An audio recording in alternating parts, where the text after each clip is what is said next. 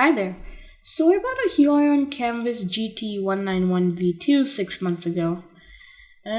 Sorry for this being late, but at least I got 6 months of experience using this thing. By the way, I apologize in advance for the badly centered footage. I still wanted to get these clips done as fast as possible. First, I'll show you the unboxing. So, sorry to disappoint, but I don't have much footage for it. Mainly the actual unboxing of the tablet from the box. Because the guy we met at the Huion Demo Center did the unboxing because he's done that many times before, he has experience and yada yada yada whatever. So he unboxed the main tablet and pulled the foam thing out of the main box. The only things I unboxed were the pen stand, some cables, and the other plastic square thing. The pen stand also includes 10 extra nibs and a nib remover in case the one already on the pen wears off. They're all normal nibs, no textures or anything. The actual pen can be kept vertically or horizontally like this. And here's how you replace nibs from the nib remover ring. There was supposed to be an artist glove in the package which reduces friction from your hand to the screen and protects it, but this Huion doesn't include it by default. At least the helper guide told us that this model doesn't supply it, or at least they don't supply it as a reseller. Or whatever, it's a specific case, so we bought it separately. It arrived a week later because we ordered it a tad late. Here's the Amazon packaging. Opening it. Main packaging.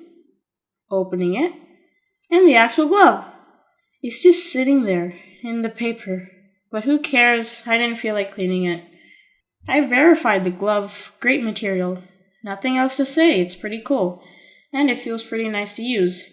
Here's me wearing it and using it. It's pretty cool. However, it does kind of feel weird at the tip of my fingers as the material was down there and the extrusion line was inside the glove.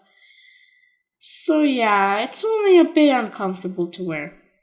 After that, I opened the plastic wrapper for 3 things.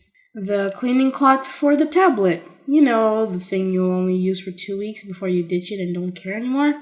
We actually use another cloth quite often for both my iMac and my tablet, so we don't need this one.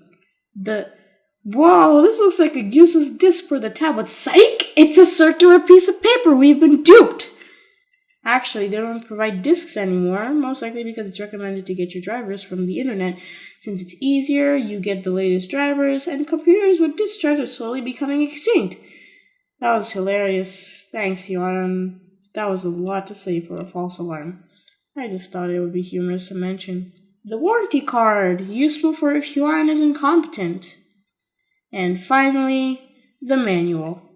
I ditched it and left it on my desk since the helper guy set everything up and I knew how to use it in a few minutes. I can still refer to it whenever I want to, though.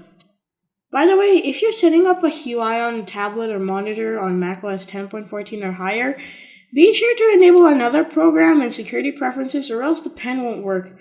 That caused a ton of confusion to me when I set up the tablet initially. Alright, now for the review. It's really nice to draw on it. It's comfortable to lay my hands on and it's fun messing around on it.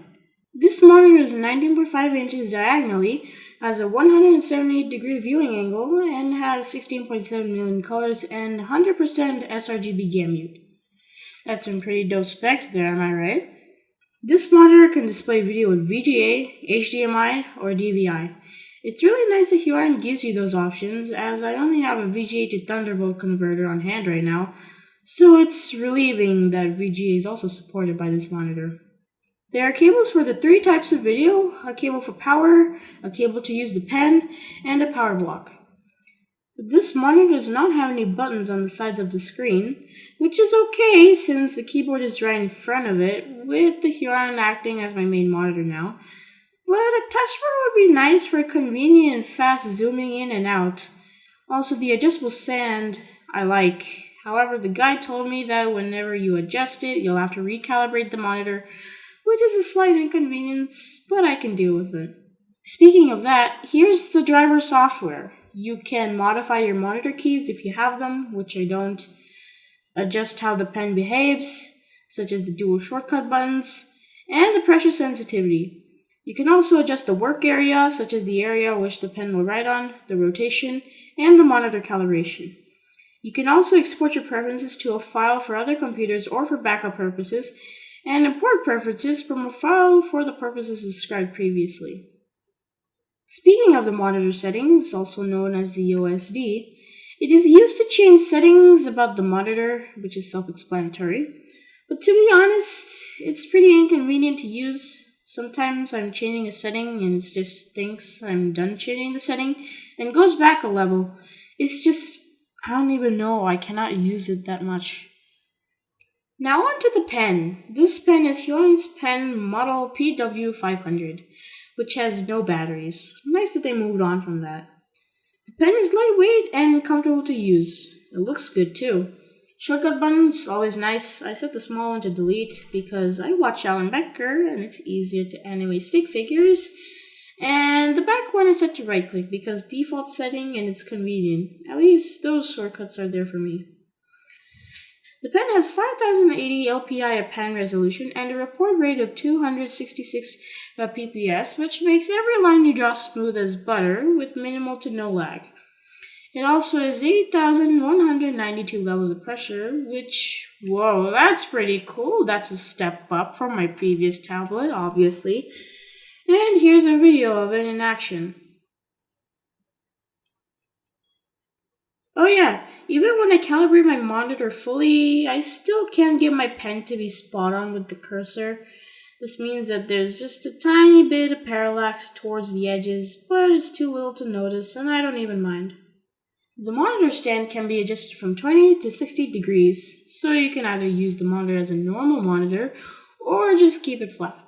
I personally set it to the middle ground so that I don't have to bend my head downwards when I'm animating for long sessions. My current setup is actually really nice. The clip I'm showing right now is before I changed the setup to the other side of my desk, since my desk covers one wall to entirety. But fundamentally it remains the same. Sad to see a 4K monitor be treated as a secondary display. Overall, the tablet feels pretty nice. There's no laminated display, which means that there is an air gap between the pen and the screen, but it's hardly noticeable and will hardly interfere with your work. The dual monitor setup I have now is very productive, especially when streaming. I don't have to switch between Chrome and Animate CC or Minecraft to view the chat or check the OBS settings. Nice. And that was a lot. I'll put a link in the description for you to check the tablet out for yourself. Overall, the tablet is epic. I really think this will improve my workflow. I love this thing so much. I like that I finally get to own one. So yeah, I don't even know what funny quote I can put here, so just goodbye. Oh yeah, and wash your hands.